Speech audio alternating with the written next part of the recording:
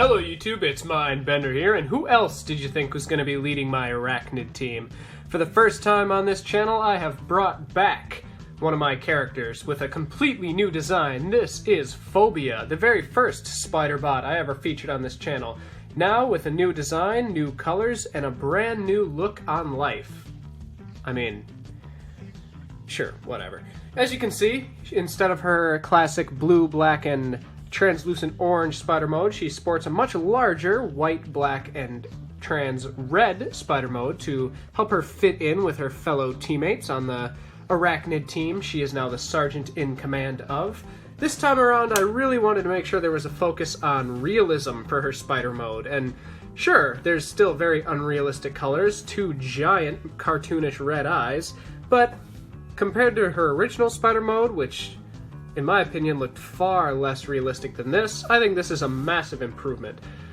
As you can see, a lot of the ball joints used for the legs, quite a bit of articulation there. These middle legs are actually kind of joined together here, but they do have a bit of individual articulation as they continue to splay out. The head is completely static. The fangs, I guess, can kind of wiggle for wiggling fang action. Everyone's delight. And pretty similar articulation to just what you would normally expect out of a spider bot. So overall, I'm very happy with how this looks.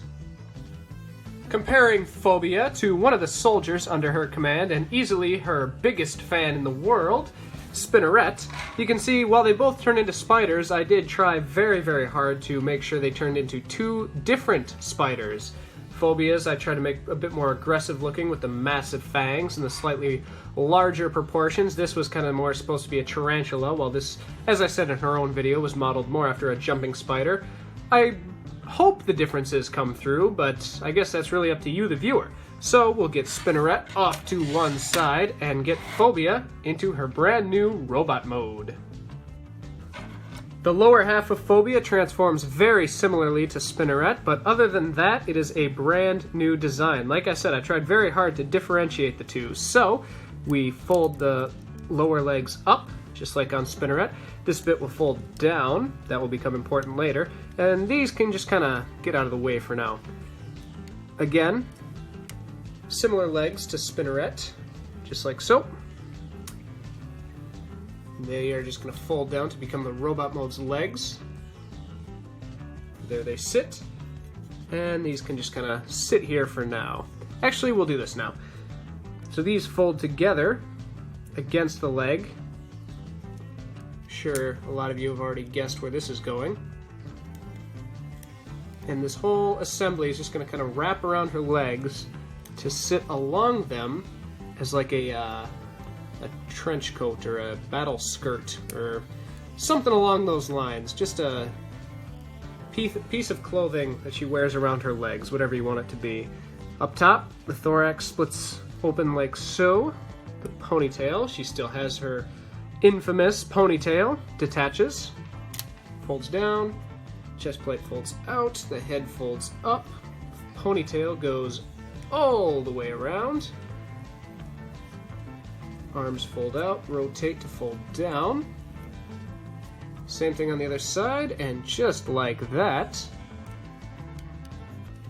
here stands Phobia 2.0 in her brand new, whoops, let's get her a bit situated, yeah? There we go.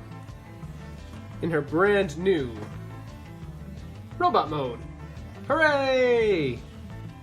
As you can see, this new version of Phobia, in addition to her new color scheme, has also gone for a new wardrobe. Instead of the classic look that she had in her original video, she now wears a large white battle skirt.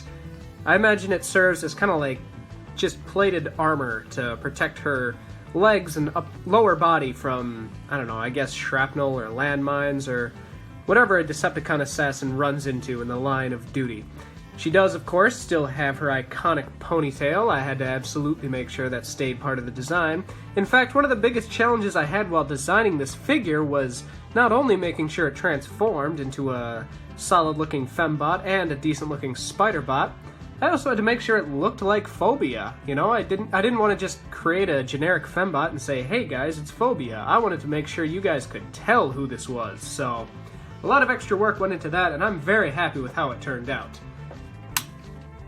The skirt is on ball joints up here and quite a few hinges down here. Along the back, more ball joints and hinges make up the entirety of the cape or dress part around the back. So when I'm posing her and getting her into whatever action poses I want to get her into, it's really easy to get this not only out of the way, but even into dynamic poses to make it look like it's flowing in the wind. I'll be sure to show off some of those later. They take a bit of time, so I don't want to do it right now. But looking at a few other things of Phobia, you didn't think I'd forgotten her weapon, did you? All her years on Earth haven't changed Phobia's tastes one bit. She still prefers the naginata, and she is still lethal with it. And of course, I wasn't going to end this video without a couple group shots of the team. I'm sure a lot of you are wondering why I didn't talk more about Phobia's position on the team. Well, she is in fact the leader, but I'm thinking I have more I want to say about this team than will fit into a video that's really supposed to be about Phobia. So if y'all don't mind, I think I'll shoot one more video as kind of an overview of the team itself, taking a look at each member very quickly and more talking about their personalities and their positions within the team rather than their engineering and design. So I guess look forward to that if that's what you're into. But until then, I've been Mindbender. If you like this video, please give it a thumbs up. If you really like this video, feel free to subscribe, and I will... No. You know what? Before I go, I can't resist. Battle Skirts montage!